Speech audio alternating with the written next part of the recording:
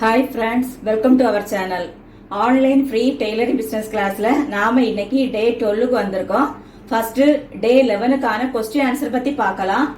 First question பாத்தீங்கன்னா lungi join பண்ணும்போது அடியில் இருக்கும் துணியை கொஞ்சம் நீட்டி வைக்க வேண்டும். சரியா தவறா? ஆன்சர் பாத்தீங்கன்னா சரி. செகண்ட் क्वेश्चन பேண்டிஸ் கட் பண்ணும்போது முன்பக்கம் வளைவு அதிகமாக எடுக்க வேண்டும். சரியா தவறா? ஆன்சர் பாத்தீங்கன்னா சரி.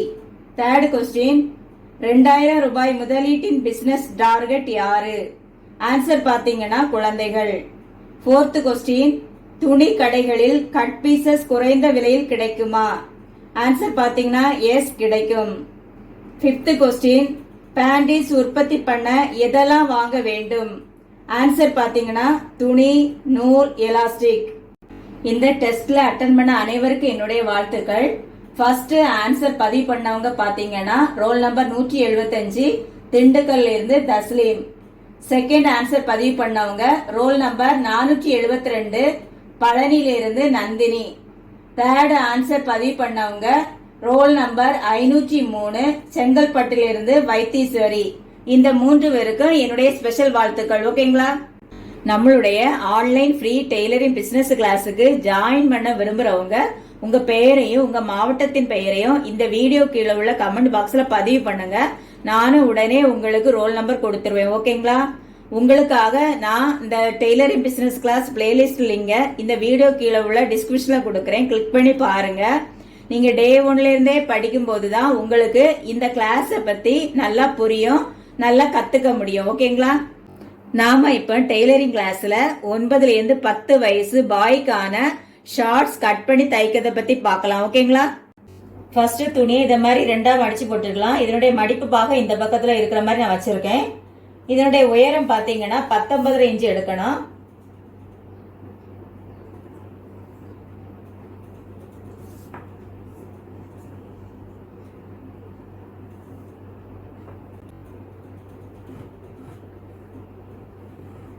இந்த பக்கம் லைன் போட்டுக்கலாம்.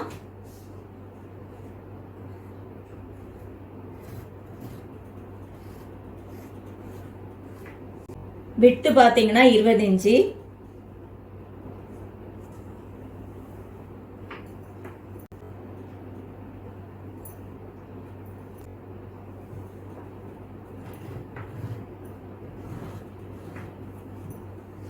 பாருங்க, இந்த துணியை ரெண்டா மடிச்சிருக்கேன். இதனுடைய உயரம் 19 இன்ச்சு எடுத்திருக்கேன். இதனுடைய விட்டு பாத்தீங்கன்னா 20 இன்ச்சு எடுத்திருக்கேன். இப்ப நாம இதை கட் பண்ணி எடுத்துக்கலாம்.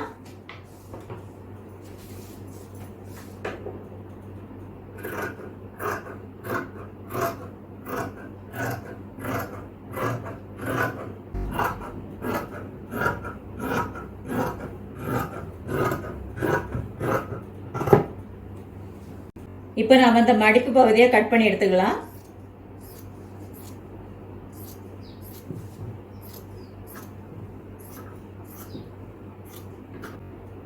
இதை இந்த மாதிரி 4ஆ மடிச்சு போட்டுக்கிடலாம். இதுல நான் மடிப்பு கரெக்டா இருக்க வேண்டி நான் இதுல பின்ன குத்திருக்கேன். பாருங்க, இல்லாட்டா இந்த துணி விலகி வரும், அதனால நான் பின் பண்ணிருக்கேன். பாட்டத்துல 1.5 இன்ச்சு மடக்கிறதுக்காக நம்ம எடுத்துக்கலாம்.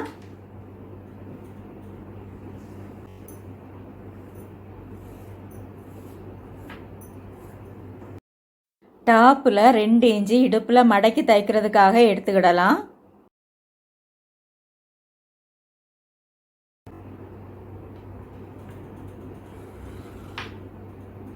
அடுத்து இங்க இருந்து 2 இன்ச்சு எடுத்து மார்க் பண்ணிக்கலாம். இதுல 9 இன்ச்சு எடுத்து மார்க் பண்ணிக்கலாம்.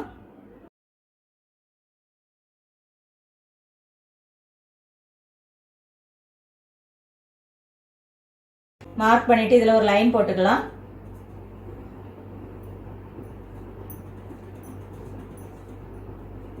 அடுத்து இதை இந்த மாதிரி வளைவா வரைஞ்சு விட்டுக்கலாம்.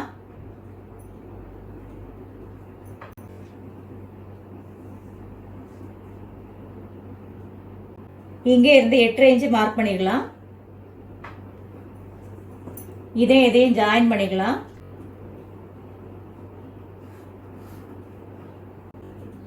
இதை கொஞ்சம் சரிவா வரைஞ்சு விட்டுக்கலாம்.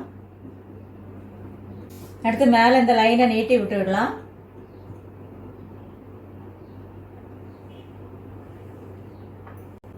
இப்போ நாம கட் பண்ணிக்கலாம் பாருங்க.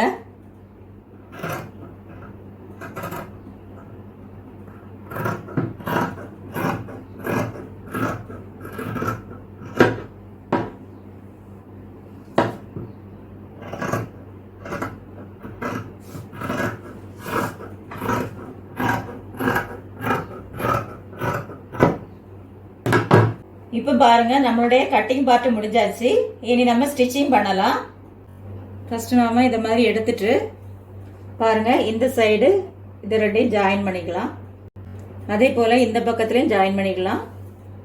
கரெக்டா இதை மாதிரி வச்சுட்டு ஜாயின் பண்ணிக்கலாம்.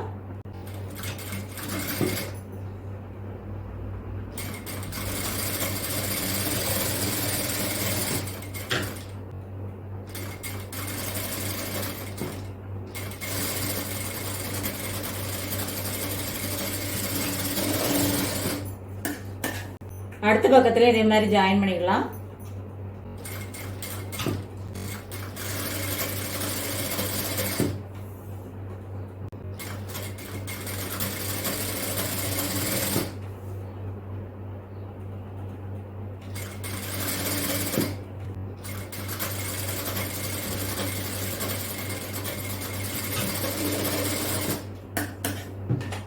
ஓவர்லாக் போட முடிஞ்சா போட்டுக்கோங்க. அடுத்து பாருங்க இந்த இடத்துல இப்படி ஜாயின் பண்ணலாம். ஃபர்ஸ்ட் பாட்டத்தில் மடிக்க வேண்டி நான் சரிவாக கட் பண்ணியிருந்தேன். இப்போ நம்ம ஜாயின் பண்ணிட்டு தான் மடிக்க போகிறோம். அதனால இதை ஸ்ட்ரைட்டாக கட் பண்ணிடலாம்.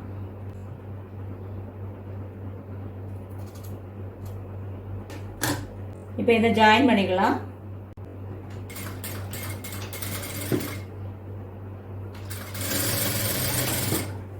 இந்த ஜாயிண்ட்ல வரணும் அந்த மாதிரி பார்த்துக்கோங்க.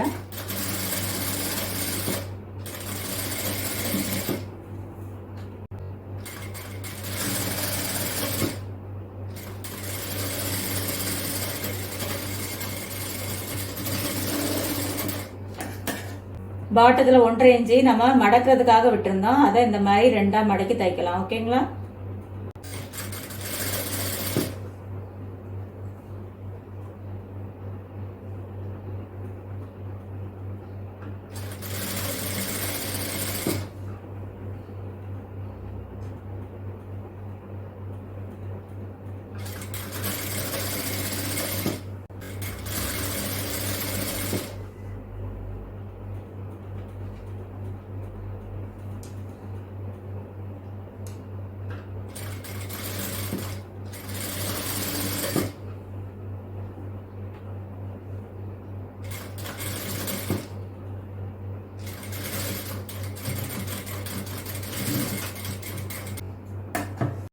அதே போல அடுத்த சைட 1.5 இன்ச்சு நம்ம மடக்கிடலாம்.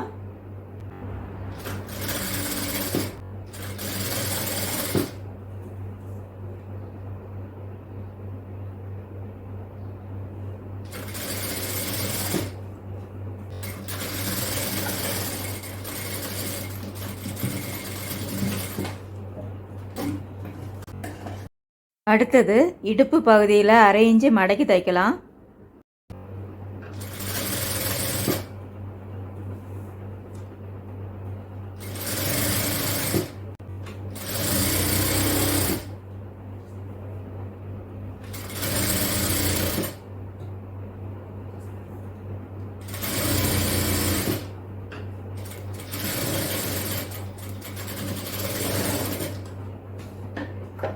இதுல 1.5 இன்ச்சு அளவுக்கு மடிச்சு தச்சிடலாம். ஃபர்ஸ்ட் கொஞ்சம் இடம் விட்டுக்கிறேன்னா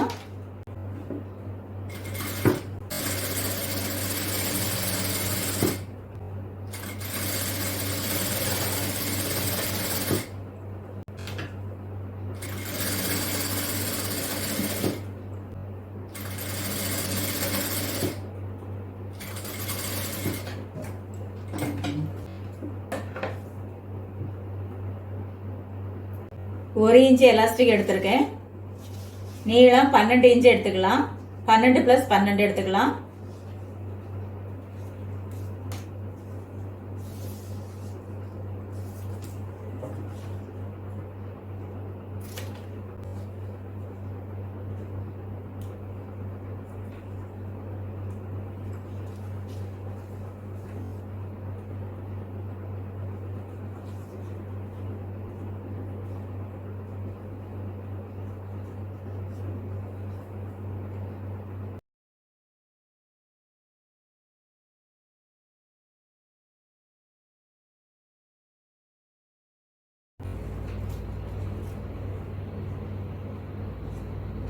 அடுத்து இதுல ஜாயின் பண்ணிக்கலாம்.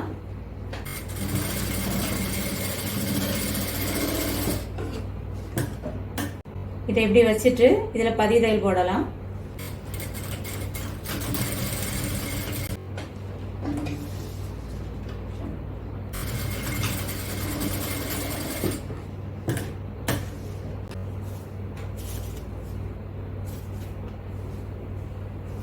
இதை ஜாயின் பண்ணிக்கலாம்.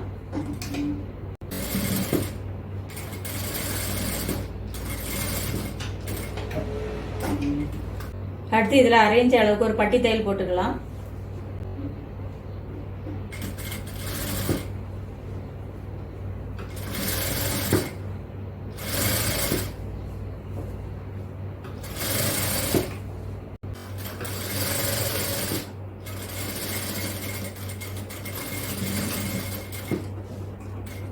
பாருங்க, இப்போ நம்மளோட ஷார்ட்ஸ் ரெடி ஆயாச்சு. பாருங்க,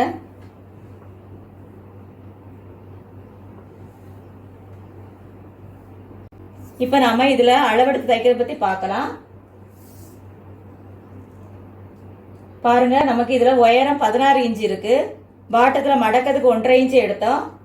மேல எலாஸ்டிக் வச்சு தைக்கிறதுக்கு நாம 2 இன்ச் எடுத்தோம். உள்ளாடி ஃபர்ஸ்ட் மடக்கிறதுக்கு 1/2 இன்ச்சு, மேல 1.5 இன்ச், அப்படி 2 இன்ச்சு எடுத்திருக்கோம். டோட்டல் 19.5 இன்ச்சு உயரம். விட்டு பாருங்க, இதுல இருந்து நம்ம பார்க்கலாம். இதுல இருந்து 9.5 இன்ச்சு வருது. 1/2 இன்ச்சு நம்ம தையலுக்கு எடுத்தோம். 10 இன்ச்சு, 10 பிளஸ் 10 20 இன்ச்சு விட்டு எடுத்தோம். ஓகேங்களா? டாப் பாருங்க, 15.5 இன்ச்சு வருது. 1/2 இன்ச்சு தையலுக்கு எடுத்திருக்கோம். 16 இன்ச்சு. நம்ம இப்படி மடக்கும் போது 2 இன்ச்சு விட்டோம்ல, அது 4 இன்ச்சு. Total 20 inch. இந்த அளவு பாருங்க, 9 இன்ச்சு எடுத்தோம். இங்க 1/2 இன்ச்சு தையலுக்கு போகும், 9.5. அடுத்து டாப்ல பாருங்க, எலாஸ்டிக் வச்சு தைக்கிறதுக்கு 2 இன்ச்சு எடுத்திருக்கோம். அடுத்து நாம டெய்லரிங் பிசினஸ் கிளாஸ்ல மணி மேனேஜ்மெண்ட் பத்தி பார்க்க போறோம். நாம இப்போ டெய்லரிங் பிசினஸ் ஆரம்பிச்சிட்டோம். நமக்கு தினமும் விற்பனை நடக்குது. அதுல இருந்து நமக்கு வருமானங்கள் வர ஆரம்பிச்சாச்சு. குறைஞ்ச முதலீடு பண்ணியிருந்தோம்னா குறைவா வருமானம் வரும். அதிக முதலீடு பண்ணியிருந்தோம்னா அதிக அளவுல வருமானங்கள் வர ஆரம்பிக்கும். தினமும் வரக்கூடிய இந்த இன்கம் எல்லாம் நம்முடைய லாபம் இல்ல. அதை நீங்க முதல்ல புரிஞ்சுக்கோங்க. அதனால ஒவ்வொரு நாளும் உங்களுக்கு வரக்கூடிய இன்கம் எல்லாத்தையும் உங்க கையில வச்சிட்டு இருக்கிறது நல்லது இல்ல. உங்க பிசினஸ்க்கு ஒரு பேங்க் அக்கௌண்ட் ஓபன் பண்ணிருங்க. அந்த பேங்க் அக்கௌண்ட்ல உங்க பணத்தை எல்லாம் போட்டு வைங்க. நான் ஏற்கனவே உங்களுக்கு அக்கௌண்ட் எழுதுற பத்தி டே 5ல உங்களுக்கு சொல்லி தந்திருக்கேன். அதே போல நீங்க அக்கௌண்ட் எல்லாம் எழுதிட்டு எவ்வளவு பணம் பேங்க்ல போடணுமோ அதை பேங்க்ல போட்டு வைங்க. ஓகேங்களா? நம்ம கையில பணம் இருந்தா அது தேவையில்லாம கரைஞ்சு போயிடும். அதனால நீங்க உங்க பணத்தை எல்லாம் பேங்க்ல போட்டு வைங்க. மாச கடைசியில கணக்கு பாருங்க, எவ்வளவு பணம் வந்திருக்குன்னு கணக்கு பாருங்க. அதுல உங்க லாபத்தை கணக்கு பாருங்க. அதன் பிறகு நீங்க தேவைக்கேற்றவாறு பணத்தை எடுத்துக்கிடலாம். அல்லது நீங்க ஏதாவது பர்ச்சேஸ் பண்ணும்போது அந்த பணத்தை எடுத்துக்கலாம். ஓகேங்களா? நான் நம்ம கிளாஸ்ல உங்ககிட்ட அடிக்கடி சொல்லிட்டே இருக்கேன், நம்ம பிசினஸ்ல முதலீடு எடுக்க கூடாது, லாபத்தை மட்டும்தான் எடுக்கணும் அப்படின்னு நான் அடிக்கடி சொல்லி தந்துட்டே இருக்கேன். நாம இந்த லாபத்தை எப்படி எடுக்கலாம் அப்படிங்கறத இப்ப பாப்போமா? ஒவ்வொரு மாதமும் மாத கடைசியில உங்க கணக்கை செக் பண்ணி பாருங்க. அதுல எவ்வளவு லாபம் வந்திருக்குன்னு செக் பண்ணி பாருங்க. நமக்கு அந்த லாபத்தை மட்டும்தான் எடுக்கிறதுக்கு முடியும். அதே போல அந்த மாதம் எவ்வளவு உங்களுக்கு செலவு வந்திருக்குன்னு பாருங்க. அந்த செலவெல்லாம் செக் பண்ணி பார்க்கும்போது அதுல தேவையில்லாத செலவு ஏதாவது இருந்தா அதை மறுபடியும் செய்யாதீங்க. நீங்க ஒருவேளை வீட்டுல பிசினஸ் பண்ணிட்டு இருக்கலாம், அல்லது ஷாப் ரன் பண்ணிட்டு இருக்கலாம், அல்லது மேனுபேக்சரிங் யூனிட் நடத்திட்டு இருக்கலாம், அல்லது கார்மெண்ட்ஸ் ரன் பண்ணிட்டு இருக்கலாம். நீங்க உங்க லாபத்தை எப்படி எடுக்கலாம்னு பாருங்க. ஏற்கனவே உங்க பிசினஸ்ல உங்களுக்கு ஒரு சம்பளம் கிடைக்கும். அது உங்க உழைப்புக்கான பணம். அதனால லாபத்தை நான் சொல்ற மாதிரி எடுத்தீங்கன்னா உங்க பிசினஸ் இன்னும் growth ஆயிட்டே இருக்கும். உங்க லாபத்துல 20% உங்க பிசினஸுக்கு ஒரு ரீஇன்வெஸ்ட்மெண்ட் மாதிரி பண்ணுங்க. உங்க பிசினஸுக்குன்னு ஒரு பட்ஜெட் போடுங்க. எப்படி நம்ம வீட்டுக்கு பட்ஜெட் போடுவோமோ, ஒவ்வொரு மாதமும் ஒரு பட்ஜெட் போடுவோமோ, அதே போல உங்க பிசினஸுக்கும் ஒரு பட்ஜெட் போடுங்க. அதுல என்ன நம்ம இன்வெஸ்ட்மெண்ட் பண்ண வேணுமோ அந்த இன்வெஸ்ட்மெண்ட் பண்ண வேண்டிய லிஸ்ட்ல ஃபர்ஸ்ட் ப்ரையாரிட்டி எது கொடுக்கணுமோ அதை பார்த்து நீங்க ஃபர்ஸ்ட் இன்வெஸ்ட்மெண்ட் பண்ணுங்க. அடுத்தது உங்க லாபத்துல ஒரு 20% சேவ் பண்ணிட்டே வாங்க. அந்த பணம் உங்களுக்கு உங்க பிசினஸுக்கு அர்ஜென்ட்னா தேவைப்படும். அதுக்கு எடுக்கிறதுக்காக வேண்டி நீங்க சேவ் பண்ணிட்டே வாங்க. அது பெரிய அமௌண்டா இருந்தா அதை பேங்க்ல இன்வெஸ்ட்மெண்ட் பண்ணுங்க. பேங்க்ல பாண்ட் வாங்கி வைங்க அல்லது ஆர்டில போட்டு வைங்க. இந்த மாதிரி நீங்க போட்டு வைக்கும் போது அதுக்கு ஒரு இன்ட்ரெஸ்டும் கிடைக்கும், உங்க அர்ஜென்ட்டுக்கும் நீங்க எடுத்துக்கிடலாம். அந்த மாதிரி பாத்துக்கோங்க. ஓகேங்களா? அடுத்தது உங்க லாபத்துல ஒரு 10% உங்க வேலை ஆட்களுக்காக சேவ் பண்ணிட்டே வாங்க. ஒவ்வொரு வருஷமும் நாம நம்ம கிட்ட வேலை செய்யறவங்களுக்காக தீபாவளி போனஸ் அல்லது கிறிஸ்துமஸ் டைம்ல போனஸ் இந்த மாதிரி ஒரு போனஸ் கொடுப்போம்.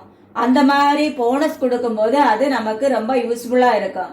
அதை நாம மாசம் மாசம் ஒரு ஆர்டி மாதிரி கூட கட்டிட்டு வரலாம். அதுக்கு ஒரு நமக்கு இன்கமும் கிடைக்கும். ஓகேங்களா? இப்ப டோட்டலா பாத்தீங்கன்னா உங்க லாபத்துல 50% போச்சு, மீதி 50% இருக்கு. அதை நீங்க எடுத்துக்கோங்க. ஓகேங்களா?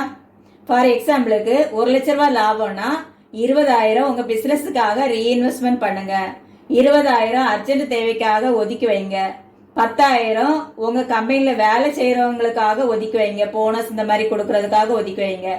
மீதி 50,000 இருக்கு, அதை நீங்க எடுத்துக்கோங்க. டோட்டல் 1 லட்சம் ஆச்சு.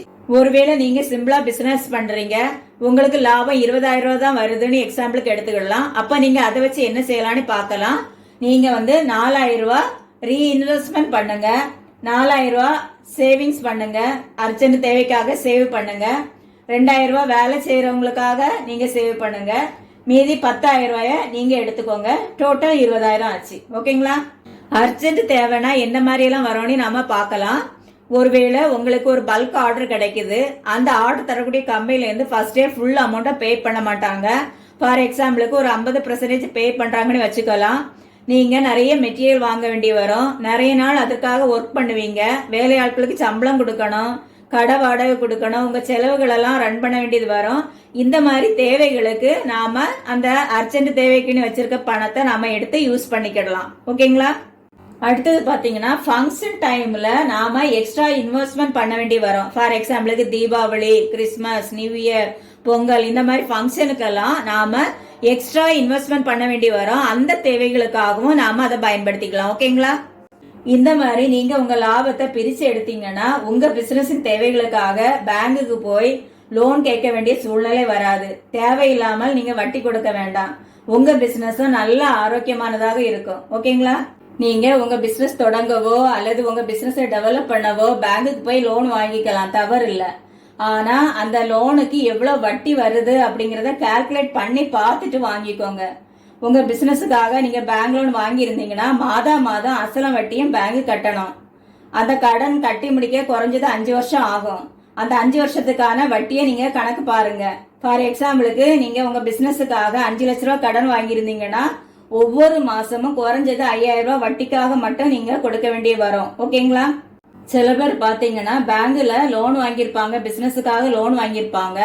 ஆனா அந்த லோன் முழுவதையும் அந்த பிசினஸுக்குன்னு போட மாட்டாங்க. அப்புறம் எப்படிதான் அந்த பிசினஸ்ல இருந்து அசலும் வட்டியும் எடுத்து கொடுப்பாங்கன்னு தெரியல. அதனால பேங்க்ல நாம பிசினஸுக்குன்னு லோன் வாங்கியிருந்தா அந்த பணம் முழுவதையும் நம்ம பிசினஸ்லயே போட்டு அதுல இருந்து வரக்கூடிய லாபத்துலதான் நாம அசலும் வட்டியும் கட்டுற மாதிரி பாத்துக்கணும். ஓகேங்களா? உங்களுக்கு பிசினஸ் தொடங்கவோ அல்லது உங்க பிசினஸ் டெவலப் பண்ணவோ பேங்க் லோன் அல்லது கவர்மெண்ட் தரக்கூடிய சப்சிடி லோன் இந்த மாதிரி டீடைல்ஸ் ஏதாவது தேவைப்பட்டுச்சுன்னா கமெண்ட் பண்ணுங்க. நான் அதுக்காகவே கிளாஸ் எடுக்க ரெடி. ஓகேங்களா? சில பேரை பாத்தீங்கன்னா அவங்க பிசினஸுக்காக பிரைவேட்ல லோன் வாங்கியிருப்பாங்க. அது மட்டும் இல்லாமல் வாரக்கடன், டெய்லி கலெக்ஷன் இந்த மாதிரி எல்லாம் வாங்கியிருப்பாங்க. அப்படி நீங்க வாங்கி இருந்தீங்கன்னா உங்க பிசினஸ் ஐசியூல இருக்கிறதுக்கு சமம். உடனே அதை காப்பாத்திருங்க, அல்லது உங்க பிசினஸினுடைய ஆரோக்கியம் கெட்டு போயிடும். அதனால உடனே உங்க பிசினஸ காப்பாத்திருங்க. ஓகேங்களா? அதே போல யாரும் உங்களுடைய பர்சனல் தேவைகளுக்காக உங்க பிசினஸ வச்சு கடன் வாங்காதீங்க. உங்க வீட்டுக்காக மாதம் ஒரு பட்ஜெட் போட்டு அதுலயே உங்க குடும்ப செலவுகள்லாம் முடிக்க பாருங்க. உங்க பிசினஸ் வேற, உங்க குடும்பம் வேற. அதனால உங்க பிசினஸ கண்ணும் கருத்துமாக பாத்துக்கொள்ளுங்க. ஓகேங்களா? என்கிட்ட இன்னைக்கு வரைக்கும் 600 பேருகிட்ட பிசினஸ் தொடங்க வேண்டி பெயர் கொடுத்திருக்கீங்க. நான் எங்கேயோ இருக்கிறேன், நீங்க எங்கேயோ இருக்கீங்க. உங்க நிதி நிலைமை எப்படி இருக்குன்னு எனக்கு தெரியாது. அதனாலதான் நான் உங்களுக்கு 2,000 ரூபாய் முதலீட்டுல பிசினஸ் பண்ணுவது எப்படி அப்படிங்கறதெல்லாம் சொல்லி தந்துட்டு இருக்கேன். நான் சொல்லி தந்துட்டு இருக்க பிசினஸ் எல்லாம் பாருங்க. அதுல உங்க நிதி நிலைமைக்கு ஏற்றவாறு செலக்ட் பண்ணி பிசினஸ் ஆரம்பிங்க. ஓகேங்களா? இந்த மாதிரி நிறைய விஷயங்களுக்காகத்தான் உங்க பிசினஸுக்கு ஆலோசனை தர நான் ரெடின்னு உங்ககிட்ட சொல்லிட்டே இருக்கிறேன். என்கிட்ட பெயர் கொடுத்த அத்தனை பேரையும் நான் பிசினஸ் பண்ண வைக்க ரெடி. அதுவும் ஆரோக்கியமான பிசினஸ் ஆகவும் வளர்ச்சி பாதையில் போகும் பிசினஸ் ஆகவும் மாற்ற நான் ரெடி. நீங்க ரெடினா என்ன தொடர்பு கொள்ளுங்க. நம்ம கிளாஸ் எல்லாம் பொதுவாகத்தான் இருக்கும். உங்க பர்சனல் பிசினஸ வளர்த்தோம்னா பர்சனலாக என்ன கான்டாக்ட் பண்ணுங்க. ஓகேங்களா? சில பேர் பாருங்க டெய்லரிங் ஷாப் வித் பொட்டிக் அப்படின்னு வச்சிருப்பாங்க. அதுல நல்ல மாடலா சாரி கஸ்டமருக்கு விற்கிறதுக்காக வச்சிருப்பாங்க, அல்லது நல்ல மாடலா சுடிதார் கஸ்டமருக்கு விற்கிறதுக்காக வச்சிருப்பாங்க. அதுல இருந்து தேவைக்கு அதிகமான ட்ரெஸ் எடுப்பாங்க. அவங்க எடுத்துட்டு அதுக்கான பணத்தையும் வைக்க மாட்டாங்க. நீங்க எடுக்கிறது தப்பு இல்ல, நீங்க தான் உங்க ஷாப்புக்கு ஃபர்ஸ்ட் கஸ்டமர். ஆனா அதற்கான பணத்தை நீங்க உடனே அதுக்குள்ள பணத்தை வச்சுட்டீங்கன்னா நல்லா இருக்கும். சில நேரம் நீங்க உங்க கஸ்டமருக்கு டிஸ்கவுண்ட் சேல் பண்ணுவீங்க. அந்த மாதிரி நீங்களும் கொஞ்சம் டிஸ்கவுண்ட் எடுத்துக்கிடலாம். ஆனா பணத்தை முழுவதும் நீங்க வச்சிடணும். அந்த மாதிரி உடனே வச்சு பாருங்க. பிறகு நீங்களும் உங்க தேவைக்கான ட்ரெஸ்ஸை மட்டும் தான் எடுப்பீங்க. அடுத்தது பாருங்க, உங்க டெய்லரிங் ஷாப்ல உங்களுக்கு தேவையான ட்ரெஸ்ஸை தைப்பீங்க. ஆனா அதற்கான பணத்தை மட்டும் வைக்க மாட்டீங்க. என்னுடைய டெய்லரிங் ஷாப், நான் எதுக்காக என் துணியை தைக்கிறது பணம் வைக்கணும்னு நீங்க நினைக்கிறது எனக்கு தெரியுது. உங்க டெய்லரிங் ஷாப் தான். மற்ற கஸ்டமர் கொடுக்கிற பணத்துல இருந்து கொஞ்சம் கம்மி பண்ணி கொடுங்க. நீங்க பணம் கொடுக்கணும், அவ்வளவுதான். கடை வாடகை, current bill, phone bill, staff salary, இந்த மாதிரி எவ்வளவு செலவுகள் இருக்கு. நீங்க மாதம் இப்படி தைச்சீங்கன்னா ஒருவேளை 10 பிளவுஸ் தைக்கலாம். இப்படி தைக்க கொடுத்தீங்கன்னா என்ன ஆகும் திங்க் பண்ணி பாருங்க. அடுத்தது பாருங்க, உறவினர்களுக்கு ஃப்ரீயாக தச்சு கொடுக்கறது. நான் உங்களையே தைக்க பணம் கொடுங்கன்னு சொல்றேன். அப்போ உறவினர்களுக்கு எப்படி ஃப்ரீயா கொடுக்க முடியும்? பாருங்க, நான் திரும்ப சொல்லிட்டே இருக்கிறேன், பிசினஸ் வேற, உறவினர்கள் வேற. உறவினர்களுக்கு நீங்க என்னெல்லாம் செய்யணுமோ அதெல்லாம் நீங்க செய்யலாம், தப்பு இல்ல. ஆனா அதுல பிசினஸ்ல கொண்டு வராதீங்க. பிசினஸா பார்க்கணும். நம்ம பிசினஸ ஒரு குழந்தை போல வளர்க்கணும். அப்போ எந்த அளவுக்கு நாம நம்ம பிசினஸ கேர் பண்ண வேண்டி வரோம்னு பாத்துக்கோங்க. இந்த கிளாஸ் மிக முக்கியமான கிளாஸுங்க. உங்க பிசினஸ சரியான பாதையில கொண்டு செல்ல இந்த கிளாஸ் உங்களுக்கு உதவும். அதனால உங்களுக்கு தெரிந்தவர்கள் யாராவது பிசினஸ் பண்ணிட்டு இருந்தா இந்த வீடியோவை ஷேர் பண்ணி விடுங்க. அவங்க பிசினஸுக்கும் இது உதவும். ஓகேங்களா? இப்ப நாம இன்னைய கிளாஸுக்கான எண்டுக்கு வந்துட்டோம். உங்களுக்கான கொஸ்டின்ஸ் இதோ. ஃபர்ஸ்ட் கொஸ்டின் பாத்தீங்கன்னா, லாபத்தில் எத்தனை % ரீஇன்வெஸ்ட்மெண்ட் பண்ண வேண்டும்? செகண்ட் கொஸ்டின், லாபத்தில் எத்தனை % வேலையாட்களின் நலனுக்காக ஒதுக்க வேண்டும்? தேர்ட் கொஸ்டின், பாய் ஷார்ட்ஸின் உயரம் எவ்வளவு எடுத்தோம்? ஃபோர்த் கொஸ்டின், உங்கள் பிசினஸ் லாபத்தில் எத்தனை % நீங்கள் எடுக்க வேண்டும்? ஃபிஃப்த் கொஸ்டின், பிசினஸில் வந்த பணத்தை வங்கியில் போட வேண்டும், சரியா தவறா? இந்த வீடியோ உங்களுக்கு பிடிச்சிருந்தா லைக் பண்ணுங்க. இதுவரைக்கும் சப்ஸ்கிரைப் பண்ணலனா உடனே சப்ஸ்கிரைப் பண்ணிருங்க. தேங்க்யூ ஃபார் வாட்சிங்.